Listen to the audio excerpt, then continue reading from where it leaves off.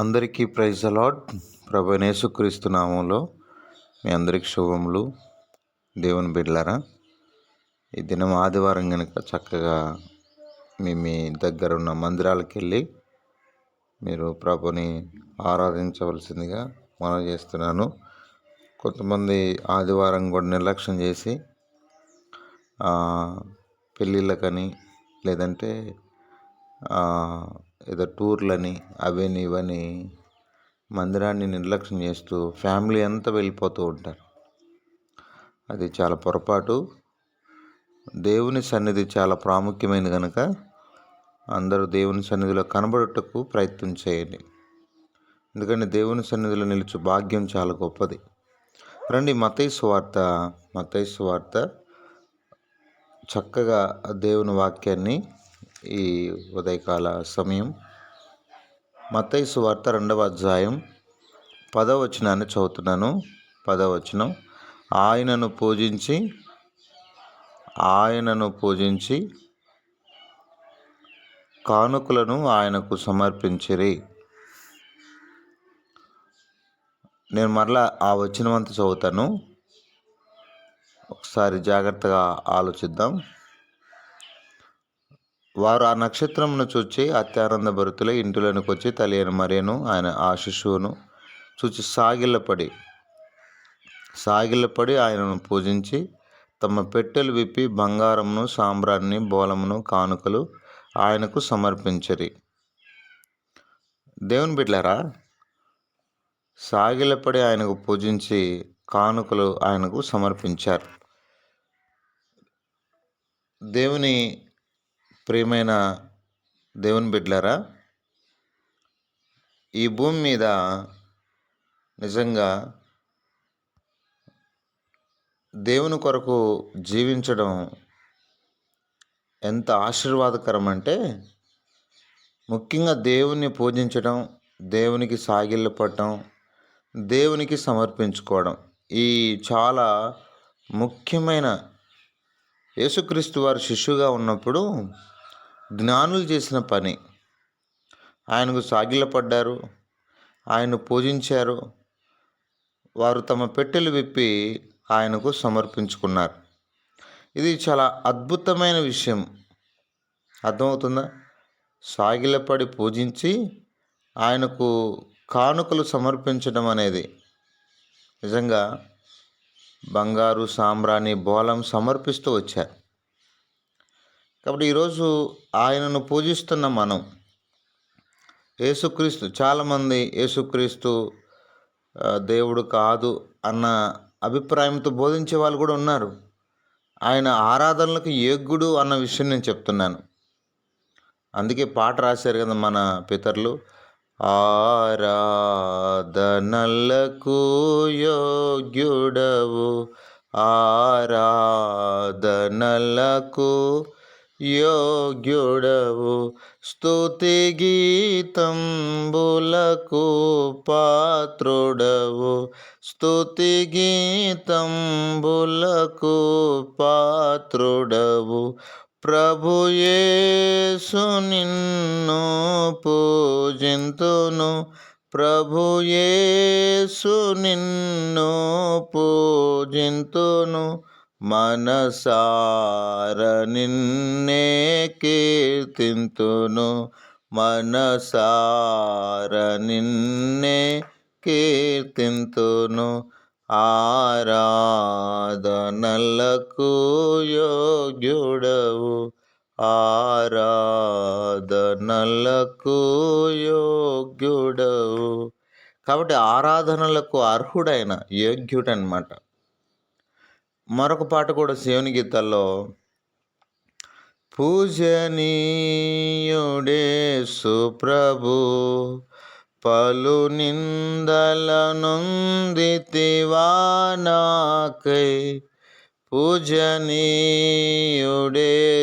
ప్రభు. అర్థమైందా? ఎవరైనా ఆరాధనలకు యోగ్యుడు, పూజలు అందుకోవడానికి శ్రేష్ఠుడనమాట, పూజనీయుడు. అర్థమవుతుందా? ఈరోజు తప్పుగా మాట్లాడుతున్న వారు కూడా గమనించాలి. ఈయన పూజనీయుడండి, జ్ఞానులే వచ్చి ఆయనకు సాగిలపడి ఆరాధిస్తూ పూజిస్తూ ఉంటే వీళ్ళు మాట్లాడేదేంటి? ఆయన ఏదో శరీర సంబంధి మనుష్య కుమారుడు కాదు. కాదు, ఎవరు చెప్పారు మీకు? మీ మనోనేత్రాలు వెలిగించబడాలి. ఆయన నిత్యుడు. అర్థమైందా? ఈ మాటలు వింటున్న ఇంకెవరికైనా సందేహం ఉంటే, జ్ఞానులకు లేని సందేహం నీకెందుకు వచ్చింది? అర్థమైందా? జ్ఞానులకు లేని సందేహం. ఎందుకంటే ఆయన శరీరం రక్తమాంసములతో ఉండి నేను దేవుణ్ణి అని చెప్పడానికి వీలు పడలేనంతగా ఉంటూ వచ్చింది. అలా అని చెప్పి ఆ రోజు పరిసయ్యులు శాస్త్రులు దేవుడని చెప్పుకుంటున్నాడని ఆయన మీద నిందలు వేయలేదా యోహాను సువార్తలో? ఆయన పూజించడానికి, ఆరాధించడానికి, గణపరచడానికి ఆయన సమర్థుడు. క్షమించండి, ఆయన యోగ్యుడు. రండి ఈ సమయంలో. కాబట్టి ఆయన ఆరాధించడమే కాకుండా ఏం చేయాలి ఇప్పుడు మనం? ఆయనకు మన అర్పణలు సమర్పించుకోవాలి. చాలా ముఖ్యమైన విషయం అర్థం చేసుకుందాం. ఎందుకంటే ఇశ్రాయేలీయులకు అర్పణలు అనేటివి చాలా సర్వసాధారణం. నిర్గమాకాండం 35వ అధ్యాయంలో నేను విషయాన్ని గమనిస్తాను. ఎందుకంటే ఇదేదో సేవకులు స్వప్రయోజనం కొరకు చెప్పే విషయాలు కాదండి, అస్సలు కాదు. చాలామంది అలానే అనుకుంటారు, స్వప్రయోజనం కొరకు ఏదో చెప్తున్నారు, అలా చెప్తారు, ఇలా చెప్తారు, అద్దెమ్మంట ఇద్దెమ్మంటారు. కాదు. దేవుని మందిర సేవ జరగటానికి కాబట్టి ప్రజలు చేయవలసిన విషయం అర్థమవుతుందా? రండి, నేను ఈ మాటలు చదువుతున్నాను, ఆలకించండి. 35వ అధ్యాయం 29వ వచనం. మోషే చేయవలనని యెహోవా ఆజ్ఞాపించిన పనులన్నిటి కొరకు ఇశ్రాయేలు పురుషులేమి స్త్రీలేమి తెచ్చుటకు ఎవరి హృదయము వారిని ప్రేరేపించిన వారందరూ మనపూర్వకంగా యెహోవాకు అర్పణలు తెచ్చిరి. మనస్ఫూర్తిగా అర్పణలు. ఇప్పుడు బైబిల్లో కయ్యూను అర్పణ ఉంది, హేబేల్ అర్పణ ఉంది. కయ్యూను అర్పణ దేవునికి నచ్చలేదు, హేబేల్ అర్పణ దేవునికి నచ్చింది. అర్థమైందా? ఇప్పుడు కొంతమంది అర్పణలు మందిరాన్ని తెస్తారు, అన్నీ దేవునికి నచ్చాలి అని ఏం లేదు. అర్థమైందా? హృదయపూర్వకంగా. అర్థమైందా? ఇంకా 21వ వచనం. తర్వాత ఎవని హృదయం వాని రేపినో, ఎవని మనసు ప్రేరేపించినో వారందరూ వచ్చి ప్రత్యక్ష గుడారం యొక్క పని కొరకు, దాని సమస్త సేవ కొరకు, ప్రతిష్ఠిత వస్త్రముల కొరకు యెహోవాకు అర్పణలు తెచ్చిరి. అన్ని విధాలుగా పొట్టేళ్ళు, మేకపోతులు, వస్త్రం ఏవి కావాలంటే అవి వారు దేవుని మందిరానికి తీసుకొచ్చారు, దేవుని మందిర సేవ కొరకు. అర్థమైందా? నిజంగా చెప్తున్నాను, ఇది ఏదో సేవకులు ఏదో సులాభం కొరకు చెప్తున్నారని అనుకోవద్దు. ఎంతవరకు తీసుకొచ్చారంటే వాళ్ళు అసలు నిజంగా ఆశ్చర్యపరిచిన విషయం ఏంటంటే 36వ అధ్యాయం 3వ వచనం, 36:3.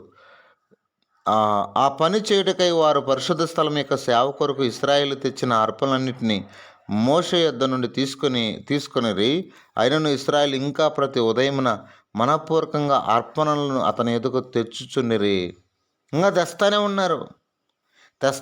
ఇప్పుడు ఏం చెప్పారు?